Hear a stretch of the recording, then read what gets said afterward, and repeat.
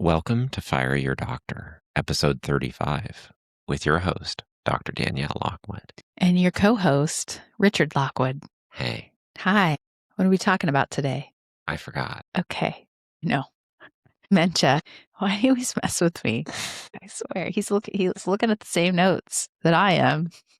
No, that's dementia, but I forgot. Short-term memory loss is a sign of dementia. I didn't even get that, honestly. I was just like, what? All right. Well, you could have said it. Things are You could have just said it. You're just like... things are getting spicy here at the Lockwood house. Well, I'm trying, but... All right.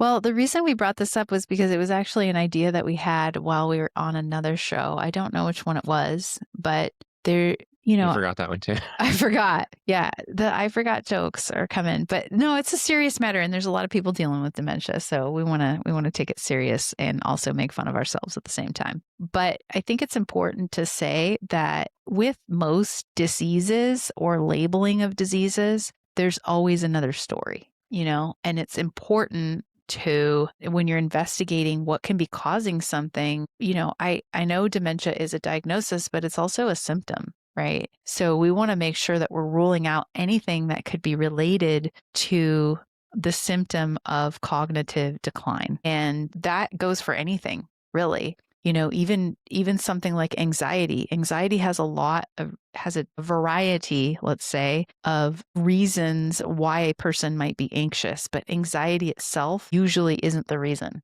Like, people don't have anxiety just to have anxiety, That's part of the That's part of the definition of anxiety, though, just a generalized unrest without a specific cause. Yes, but there's a reason why. There's usually a reason why. It could be blood sugar. It could be, trauma that happened, but dementia, I feel, is the same. And we're going to talk about that. So what is dementia, first of all? Well, it's cognitive decline, and there's usually an age relationship to it. It usually happens over the age of 60 is the most common, right? There's kind of this growing trend of early onset, though. We are seeing in their 30s and 40s. Yep, we're seeing there is a trend of early onset dementia, and there can be lots of different reasons why it's happening. What are some of those reasons? Well, number one, dementia, in what I've learned, and one of my teachers used to say, it's the diabetes of the brain. And if we think about it in that manner, the first thing that we need to rule out are, in our last episode, we talked about statin medications, and we talked about heart disease and cardiovascular disease. Myelin. We definitely talked about myelin. Being the coating that is around nerve axons and dendrites that causes nerve impulses to propagate, meaning that there's a electrical signal on this side of your brain and it needs to get over to the other side of your brain. How's it going to get there? Or how is a nerve propagation going to get from your brain to your pinky toe, which, God bless yours, she hurt her toe, or vice versa. And myelin, very interesting in all of that process. But I think on this one, you're more going when you're like, well, it's the diabetes of the brain. Let's just say more about that. So insulin, let's talk about insulin. Yeah. So there's a resistance to insulin, and that will occur. I always think of that as pre-diabetes, right? That if we start to be resistant to the actual hormone that's trying to tell us to take sugar into the cells, there's a problem. So we're being resistant to our own hormone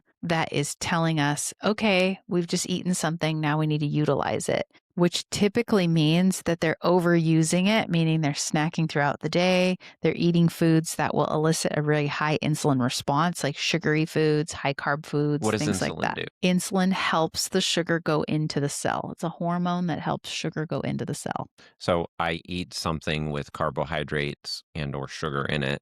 So I eat crackers or a piece of bread. Yep. Right? And then those carbohydrates are digested in my body, and then they go into my bloodstream as glucose. Polysaccharides, yeah. Polysaccharides, okay. So then saccharides. Kind of like sugar. Kind of like glucose. Yes. And then what happens next? Then the pancreas releases. Well, there's a lot that happens. We're skipping, but let's just say in this case. We're talking about insulin, narrowly. Now the insulin is released from the beta cells in the pancreas, and it's going to go out as a hormonal signal, which, by the way, hormones are peptides, which is why peptides are so cool. because they mimic a hormone signal, a natural hormone signal in the body, and they help the they help the polysaccharides in this case, or the glucose, You're to come fighting me so in hard on that one. Just into the like cell. 5 ways. So I have increased blood sugar because I ate a piece of bread, and then Insulin insulin is comes released, in and now you have decreased blood sugar. because it is moving that Yep. sugar out of Mhm. my bloodstream and into, say, like muscle cells Mhm. or nerve cells in my brain to think Yes. about something. Totally. Right. And so insulin resistance impairs the glucose delivery to the neurons. So if I'm eating a lot of high carbohydrate or high sugar kind of things like that on a regular basis, over time, that insulin signal to move sugar out of my bloodstream into my cells where it can be used and burned I would say also eating to is excess, weakening. and Sure. overeating, because now your body's like, well, I already got what I needed to function, but what am I going to do with all the extra stuff? Right. And then brain cells starve because of that resistance. The sugar's not going into the brain cells despite normal-ish blood sugar. And we can make an argument about So normal. elevated blood sugar over time, the insulin, like basically it's almost like the cells in your body stop responding or they start resisting the insulin. And so Mhm. the brain cells and your muscle cells and everything else is resisting this insulin.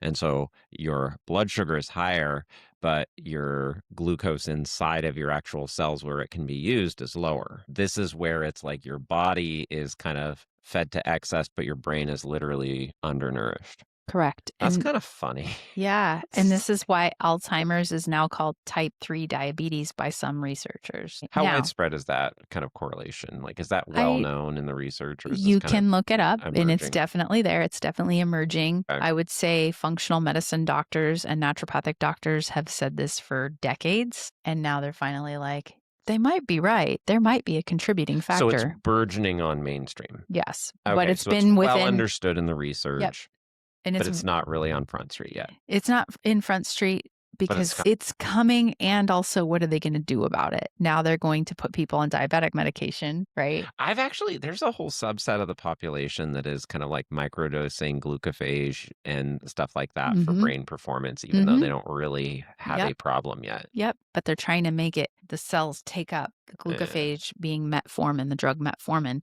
Yeah. to help the sugar come into the cells easier, Yeah. right? Yeah. So, or make the cells more sensitive to it. So let's I talk could think about, of better ways to spend a weekend. Let's do some glucophage. I always like to talk about what a normal brain does. Okay? Not thinking about taking glucophage recreationally. Probably not. Although it's in the grand scheme of drugs, glucophage, also known as metformin, was developed by a natural plant. Do you know what that plant was? We wrote about it in the book. You forgot? Wait, I need some. You need some glucophage? No, my Yes. type 3 diabetes is kicking in and I forgot. It's a lily plant. Is it? Yes, it's a lily. Did we put that in the book? It is in the book. Yeah. Yeah. You should read it. It's a good book. Yeah, well, So fire your doctor. Okay. but not mine. Okay, great. So the brain requires a couple of things: glucose, which is the breakdown of the polysaccharides, or ketones, which is the breakdown of fatty acid oxidation. Ketones. It actually really likes ketones, actually. It loves it. It's very reparative for the brain, Well, ketones. I think there's just so much interesting kind of like, well, ain't that interesting kind of things with regard to and ketosis and brain and nerve development. So, okay, let's get everybody up to speed. In the world of kind of like biohacking and stuff like that, 5 minutes earlier, I mentioned that there was this subset of the population that was kind of like using glucophage, kind of even though they weren't diabetic or even pre-diabetic, and they were doing it for certain effects and things like that. Mhm. There's also this subset of biohackers that are intentionally using intermittent fasting and like things like that and getting their body into ketosis or eating like a ketogenic diet during periods of time. And they're doing it to get one of the main things they're going after are changes in neurology or your nervous system. And so in these kind of fasted states, your brain kind of goes into overdrive. And this really makes a lot of logical sense because if I'm starving, I need to figure some things out. So I Mm-hmm. need to remember, why am I starving? How do I not starve in the future? I don't want to starve tomorrow. And so it's almost like a nootropic, as in something that's going to enhance brain function. It's going to enhance memory and learning. And then sometimes there's people that will actually almost get like an agitated kind of state or like a hyperactive state where it's like, I am going to think about this at 3 in the morning until I solve it. Mm-hmm. In our modern world in the US currently, most of us aren't starving. And so you get into that kind of rest and digest phase where it's like, I have all the food I could ever want. Yes. My needs are satiated. I have entertainment at my fingertips scrolling. I need nothing. My brain's going to turn off. So there's this weird kind of thing there. And I think it has something to kind of do with this. Dementia, type 3 diabetes is like, your brain's been shut off for like the last 20 years because you've had plenty of food and you've never really been in that state where it's like your body's like, hey, we got to hustle. Yeah. You got to Enough think. slack. I don't know, it's just an interesting thing to think about as we're talking about the kind of biohacking and nootropic kind of community. It all connects, I love that. So Yeah. glucose or ketones, the brain also needs oxygen, and it also needs healthy mitochondria.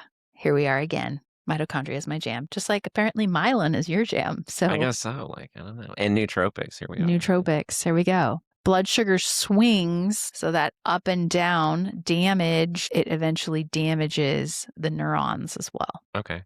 Okay. Is that affecting the myelination, or what is that? Or is that more like the lesions that you were mentioning? I don't know.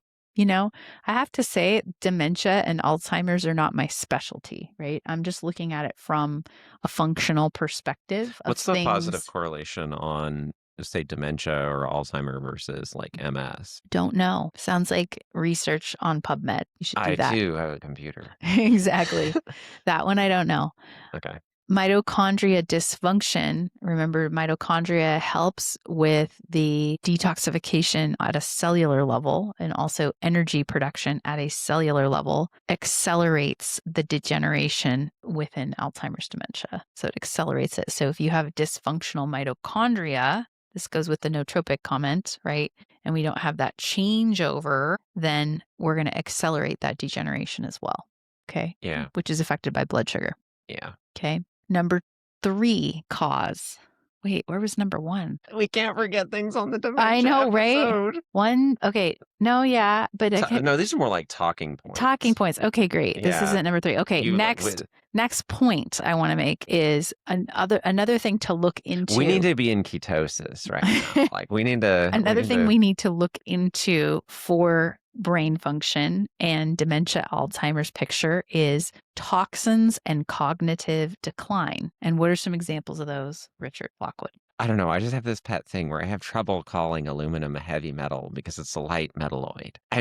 Okay, anyway, yeah. So toxins, toxic metals, mold, mycotoxins, environmental chemicals. Why the brain becomes a toxic storage site. Do you want me to answer that? No, we're going to talk about that in a second. Okay. And then, so the one thing I want to say is I have not to date seen a patient of mine who was complaining of pre-dementia, even Parkinson's, something like that, where we did not find heavy loads of some toxin in their body. Okay. So they always are toxic. And we see that, for example, the brain becomes a storage site for some of these things. So let's take mercury, for example, or aluminum. Okay. Both of those can cross the brain barrier. Okay. And so they like to be stored in the cushiness of the neurons of the brain. Mm-hmm. And so we see them accumulated very much so in the brain, as well as our next subject that we'll talk about in a second, Lyme disease, will go to the brain, just goes into the central nervous system. It gets stored in the brain. And so it becomes this toxic storage site. And then if we have other detoxification pathways, for example, your gut is not corrected or your urination is not going or you're not sweating ever. People say, I've never sweat. If you're one of those people, that is a blocked detox pathway and there's a reason for that and you should get some help. You should find a doctor who will help you figure out that because you need to get things out of your body. Otherwise, it will build up and another great word, glymphatics, which are your lymphatics that deal with the brain, get damaged and they can't get things out of the brain. And so things get stuck. It's like a one-way door. Like toxins go in, but nothing comes out. Yeah, it almost I can, like, guess in the same way that never mind, I'll keep that one to myself. No, I was just like I had thoughts, but maybe they'll just be best unsaid. Neuroinflammation. Yeah, I was just thinking about the link between this neuroinflammation and this lymphatics and et cetera. And when they were like, it was like in the 80s and 90s when there was just these really like pronounced like outbreaks of like you're talking about inflammation in the brain, like meningitis and like those different kind of things like that. That was wild, wasn't it? Yeah, it was. It's not like there was a change in the law or anything in the 80s. Yeah, it's interesting how Certain especially treatments came out in yeah, the it was like 80s, I think it was like around the late 80s, kinda early 90s. late 80s, ladies. Late 80s Yeah, no. where certain treatments came out, and then all of a sudden we just started seeing this uptick in kids, especially Yeah. of meningitis. Very interesting. Yeah, good memory. And I guess I and made it through the great filter. yeah, and certain medications contain about 10 times the amount of aluminum that you would want to put in a kid's body at one given time. Nice.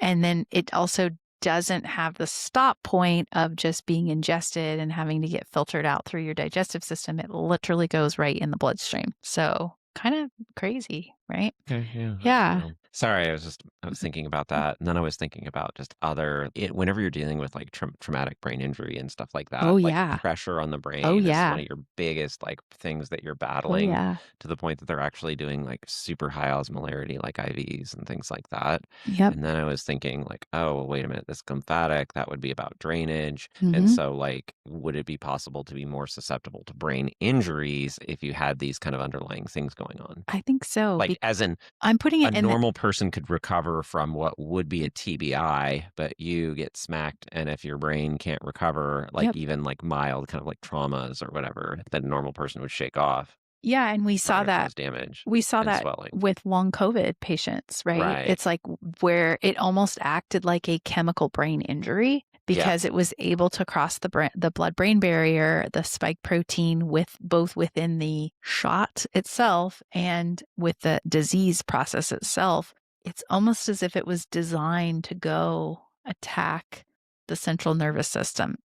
Crazy. Yeah, it's pretty wild. Yeah. Yeah, so there's just a lot of kind of random thoughts I was just kind of getting Yeah. on And the then neuroinflammation, like the yeah, and then of course there's infection. There's Lyme disease, which is a spirochete. It's actually a bacteria and it's a spiraled bacteria that embeds itself. It's usually passed through a tick vector, although it I'm can just, like, be starting to wonder about that. yeah, I don't know. It can I feel like I see it more and more when people have no recollection of being bit by a tick. But that's what I mean, it's kinda like, I grew up out in the woods and, I don't know, we adopted a dog one time and it had a lot of ticks. Right away, like, grandma got rid of them the old-fashioned way, but, like, I don't think I've ever been bit by a tick in my life. Yeah, but people are having these other infections which can be passed through mosquito bites, and it can be Okay, passed through there you other I mean, mosquitoes, sure, insect you get vectors. Yeah, for it's sure. just I got bit by mosquitoes, yeah, So other chronic that's very viral common. infections like Epstein-Barr could even cause issues, herpetic infections. I guess that's the thing, when you start reading about the biology of, like, the different herpes, it's amazing that it's not just, like, fatal. Just because you're just like, "Okay, so it's going all the way down, propagating down this nerve, and just kind of lying dormant to where your own body can't even detect it, sometimes for years at a time, and then it just comes out and creates these, like, flare-ups, like, at these random occasions, and you're just like, "How is this not terrible?" And yet it seems to just kinda be something that a lot of people just maintain. A lot of people don't even know that they are maintaining it. They just think they're getting old or tired. But it's really when it starts to we start to see a decline in the immune system's ability to keep these things in check because Some of the sort of a toxic overload. Maybe decompensation yeah, kinda thing. or maybe they're just riddled with parasites, heavy metals, and mold and chemicals, right? Now, molds and things like that are always, like, very interesting to me because you think about it, like, normally, like, say, like, botulism isn't a mold, but, like, you're like, "Well, wait a minute, if I cook this, how come it could still kill me?" And you're just like, "No, it's not the actual bug, it's the byproduct of that bug. Mhm. So it's like these molds, they're waste. So basically, the mold's poop is Mhm. toxic to humans. Where Mhm. even if I get like, okay, hey, I got this rice and it has this mold on it, I cook it, we killed the mold. The mold has been denatured at 212 degrees for 20 minutes, and it can still get you because that chemical byproduct of the waste from that mold wasn't even alive to begin with. It's a chemical, and it could still poison you. Yeah, and the same thing with pesticides. We're seeing Yeah, you even can't cook out a pesticide. yeah, you can't Maybe cook you could to a point. you can't really cook them out. What I have found the most compelling research that I found is with using ozonated water, and that you could actually clear out about 97% of the pesticides. And there's multiple studies on this. So the ozonation itself is enough to break the organophosphate backbone, of the pesticide. I could see that on surface. I don't know about like inside that's like Mm, absorbed into like Yeah, a fruit or a vegetable. yeah. So like, but you could get me on like surface, say like Mhm. if there's a pesticide or some kind of a fertilizer that you don't want to eat that you could get because like as soon all you got to do is like break one of the like OHs or whatever, It doesn't and then the whole thing necessarily like unzips, you know. doesn't necessarily do anything for, like, genetically modified either, which has its own built-in anti-pesticide agent I to it. think the problem with genetically modified is genetically modified how and when. Mhm. And so that's just kind of a black box that's been opened at this point. So we'll see. So in the infections and neurodegeneration category, coming back on track here, we see that antibiotics alone aren't going to even solve that. Number one, some of these are resistant to antibiotics, like a virus. You can't take an antibiotic for that. Lyme disease, even though it's a bacteria, unless it's caught right away, it propagates and it hides. And most of these infections, if we're talking about it going on to the central nervous system, like the brain, it's very difficult to get the antibiotic past the brain barrier as well, right? To actually get to the site. And if it can, it's going to be damaging. Yeah, I was gonna say now I have an antibiotic in my Right. brain. Best best we can do is get that immune system working well, Hmm. and there's ways to do that.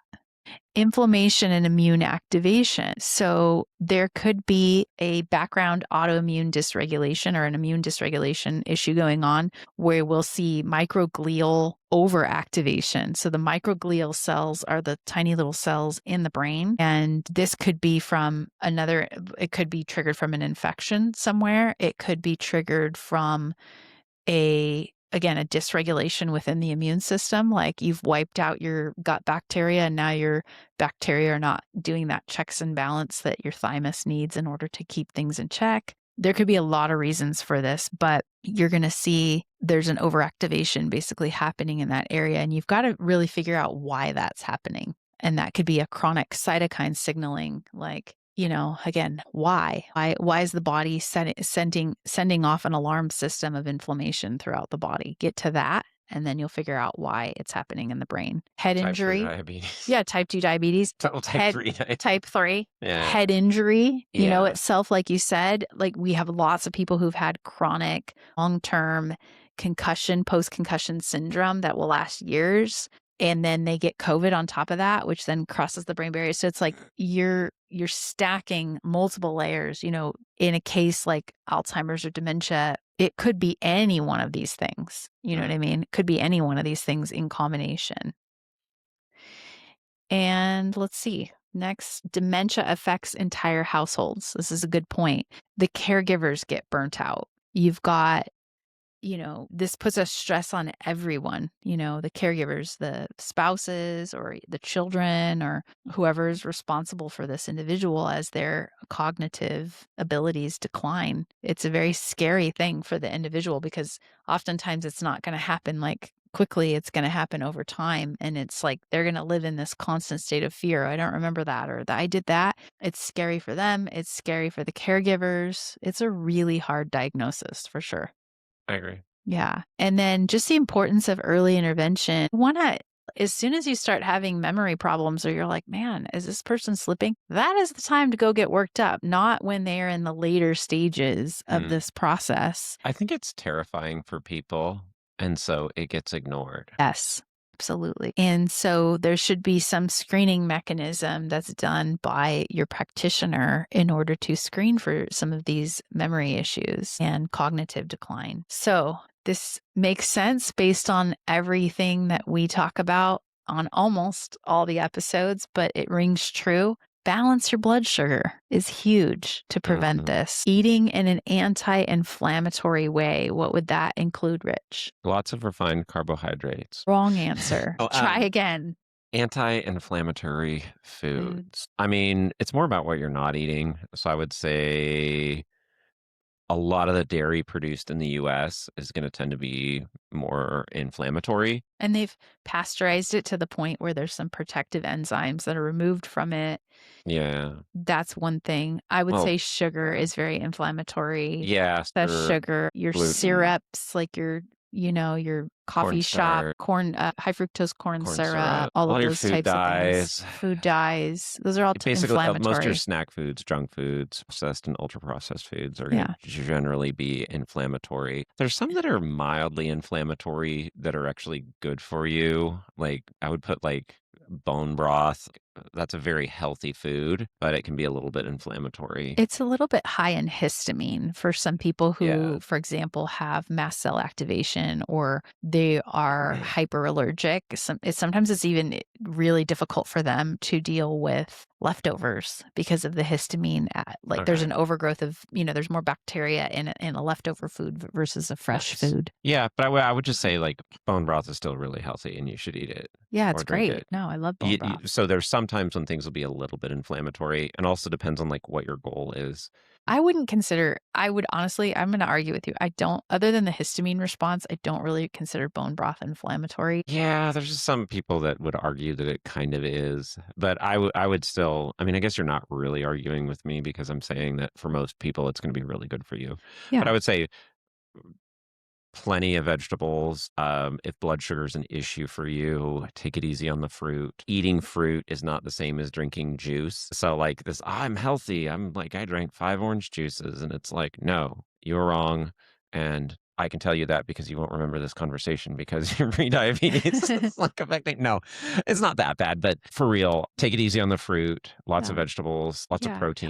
Healthy protein, fats. Olive oil is wonderful. Yeah, you don't like it 'cause Avocado of the low flash oils. point, though. I like it in Mediterranean food and dressings and things like that. I like a higher flash point if I'm going to do stir fry, things like that. Even ghee, coconut oil, all those things are good fats. So, yeah, I would just say yeah. Nuts and seeds, but don't make them your mainstay. Don't make nuts and seeds your mainstay. Yes. Because they do get oxidized after they're sitting out for a while. So nice. Yeah, you can kind of taste that on walnuts. It's just like these aren't fresh anymore. Yeah. And I demand better. But just the basics, And then to support your drainage pathways. What does your sleep look like? How's your circadian rhythm? Are you able to dream? Are you able to go into a deep sleep state? That's where your lymphatics get to work, is when you go into those deeper REM type sleep processes. That's where it does the clean out. I think the last one that I would say for supporting the brain would be rigorous physical activity. There's obviously if you have some kind of health condition that precludes it, don't do some crazy exercise thing and hurt yourself and say it was my idea. But what I mean is rigorous physical activity is just absolutely necessary to overcome. It's just something that's fundamental to the human condition. And without that, I don't think that any of these, you can't just eat your way to being healthy. Right. You have to move your body and exercise. Multiple studies showing exercise is great in the prevention of cognitive decline. Yeah. And then keep your mind busy too. I'm learning piano right now, and it is forcing my mind to think in ways that I don't normally think, and learning how to read the notes and where to put my fingers and the mechanics of training my brain to move my fingers where I'm seeing it on the paper. It's wild. It's really wild to learn as an adult. And then obviously a lot of people who have Alzheimer's, and there's a big correlation between early childhood trauma and not dealing with those traumas. And they actually want to forget. There's a part of them that actually wants to forget. So very important to deal with the trauma and that's huge. Addressing the infection when it's present. If there is an infection, if there's a history of Lyme disease, if there's a history of we had a patient who had Parkinson's and she grew up or she lived a good chunk of her life on a farm that they sprayed Okay. all the time, and she was riddled with pesticides and she had Lyme. It was both, Mm, right? So really looking into that, investigating that, and then of course supporting our friends, the mitochondria, right? CoQ10, B vitamins. If you're a neurohacker, to low dose methylene blue. I'm really into this med called, it's an extract, a pomegranate extract called urolithin A. mm. So there's a lot of different ways to help support mitochondria depending on the stage of where you're at. So there you go. Okay. There. We're there. We're landing the plane. Dementia, Alzheimer's, some other viewpoints on what to look for if you or a loved one has received that diagnosis. These are the things to look into. Okay. Okay? Great. Here's our quote today. We're going all amplified Bible. I like amplified. All right. Well, we'll turn it up for you. Uh-huh. Isaiah 46:4.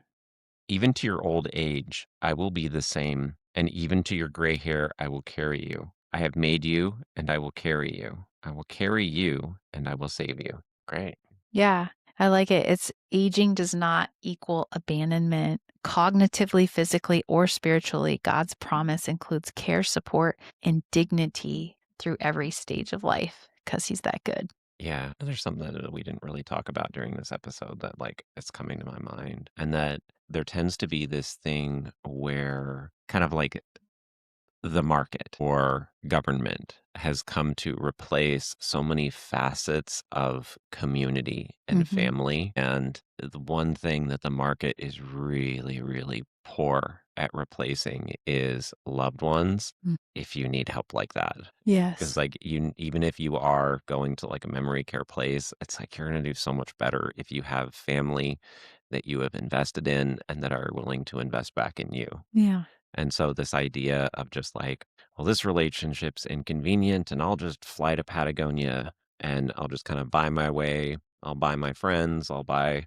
whatever relationships and things like that in my life will be as long as they serve me. And it's like, I don't know, that's not really going to be, it's not, it's not really going to serve you when you are all need and no payoff. Yeah. And our society has done well historically when families and communities are supportive of each other through every stage of life.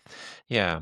I guess there's that. And then also, like, just something that kind of just comes to me from, like, I actually worked in memory care for Hmm. quite a while. And there is this kind of question of when are we honoring the sanctity of life by the medications and the interventions that we're doing? And when are we kind of like playing God and just kind of like fighting it off for our own? And that's like something I used to work night shift in memory care. And, Hmm. you just see people that most of their life, as far as I could see, was just suffering. Yeah. And it was like, their family would come in and just like, oh, hey, and great. They were the lucky ones. They actually had family to come visit Mm. them. But sometimes I would just like wonder and I'd be like, I don't think that this family, like the family that comes on Sunday after church and they're all dressed nice and it's great, I don't think that family really sees what grandpa's dealing with at 3 in the morning. Yeah. And so how much is this about, them not wanting to face that he's at the end of his life? Yeah. Well, I also know the other side of it where people have done care for their parents where they thought it was only going to last 1 or 2 years and they're 5 or 6 years into it. And it's just awful, with parents who refuse to take care of themselves and may have had drinking issues. And now it's just like all coming to roost. And it's like, how do you honor them at the end? How do you lovingly honor them without completely crumbling yourself to try to take care of them. Like, I can see both sides. No, I'm not saying don't put people in nursing homes or like there's no case for nursing homes. What I'm saying is that there's a time when like modern Western medicines have abilities to keep people alive longer than God may have intended in some cases, That's probably true. Yeah. and or alive in air quotes. Yeah, and well, and actually living Yeah. a good quality of life. Yeah, Yeah. and so but that brings up that's a whole complicated conversation, and I've seen, lack of ethics on both side of it. Oh, yeah. Yeah. So, Yeah, absolutely. Yeah, memory care is a tough one. It is. It really is. Well, this concludes this episode 35. Anything else? Got it? I mean, a lot, but I think we should stop here. Okay. Well, thanks for joining us. We'll see you next time on Fire Your Doctor. Okay.